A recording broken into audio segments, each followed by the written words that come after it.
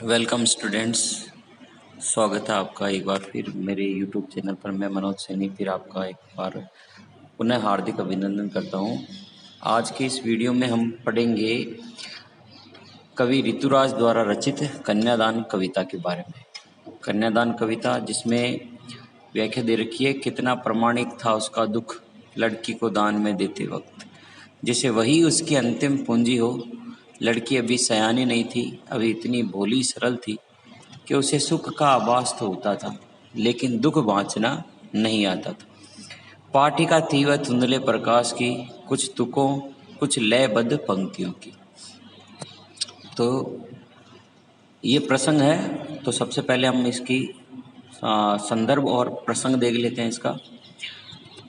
प्रस्तुत काव्यांश हमारी पाठ्य पुस्तक क्षितिज के अध्याय 9 से लिया गया है, जिसके रचयिता कवि ऋतुराज और जिसका नाम कन्यादान है।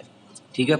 प्रसंग प्रस्तुत काव्यांश के माध्यम से एक माँ अपने जीवन के अनुभव अपनी पुत्री को बताते हुए कन्यादान के अवसर पर अपनी पुत्री को जीवन की अनमोल सीख दे रही है।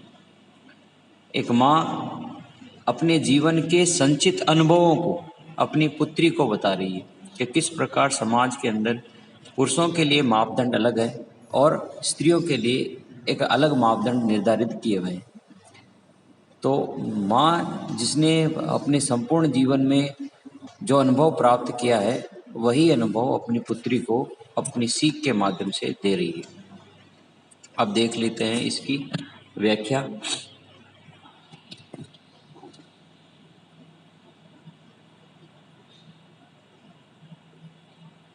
प्रस्तुत काव्यांश के माध्यम से कवि ऋतुराज कहते हैं कि एक नव विवाहित कन्या का कन्यादान करते समय एक माँ का दुख होता है, वो प्रमाणिक होता है।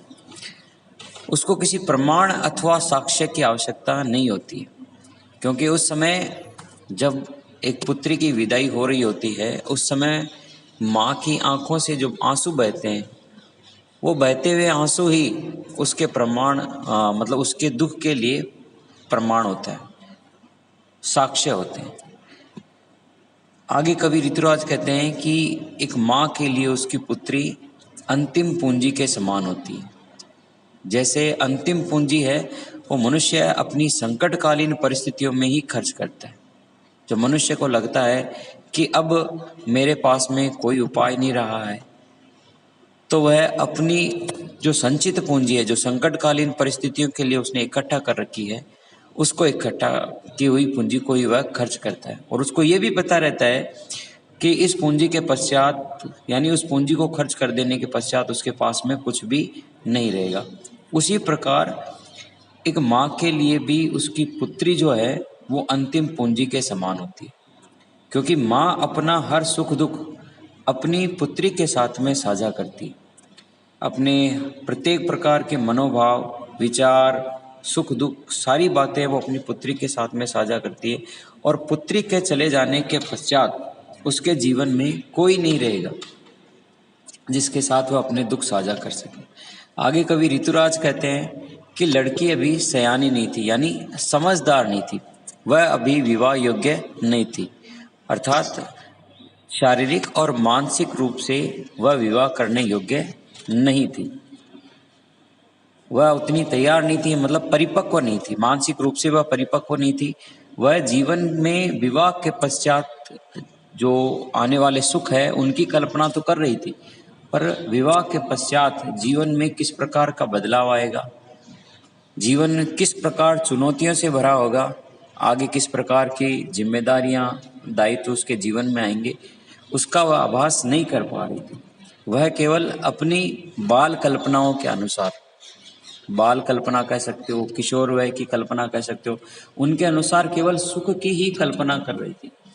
वह जीवन में आने वाली दायित्वों, जिम्मेदारियों, पीड़ाओं, बाधाओं, इनका वह आभास नहीं कर पा रही थी। वह इतनी भोली और सरल थी कि केवल सुखों की ही कल्पना कर पा रही थी। जैसा अभी आपको बताया कि विवाह के पश्चात एक लड़की का जीवन बदल जाता है, उसको अपना जीवन अपने अनुसार न जीकर अपने ससुराल वालों के अनुसार जीना पड़ता है।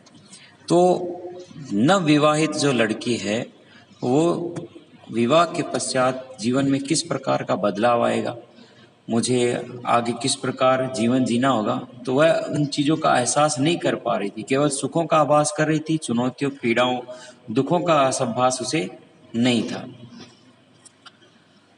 आगे कवि ऋतुराज कहते हैं कि जैसे धुंधले प्रकाश के अंदर स्पष्टतया कुछ भी दिखाई नहीं देता है, उसी प्रकार विवाह के पश्चात जीवन में आने वाले अस्पष्ट सुखों की ही वह लड़की कल्पना कर रही थी। और किसके आधार पर? अपनी बौद्धिक क्षमता के आधार पर, अपनी अल्प विकसित बुद्धि के आधार पर केवल जीवन के सुखों की ही कल्पना कर रही थी कि विवाह के पश्चात उसके जीवन में किस प्रकार के सुख आएंगे। उसे दुख का आभास नहीं था, वह जीवन में आने वाले दुखों का आभास नहीं कर रही थी, केवल अपनी तर्कों के द्वारा, अपने बाल तर्कों के द्वारा, अपनी मानसिक क्षमता बुद्धि के द्वारा केवल अस्पष्ट सुखों की ही कल्पना कर रही थी। तो इस प्रकार ये व्याख्या समाप्त होती है। अब हम इसके विशेष को देख लेते हैं। विशेष में सबसे पहला पॉइंट आएगा कि यहाँ एक माँ अपने जीवन के अनमोल अनुभव के साथ परंपरागत आदर्शों से हटकर पुत्री को सीख दे रही है। दूसरा है काव्यांश में संस्कृत निष्ठ खड़ी बोली का प्रयोग हुआ, अर्थात तत्सम तद्भव शब्दावली का बहुतायत में प्रयोग हुआ है।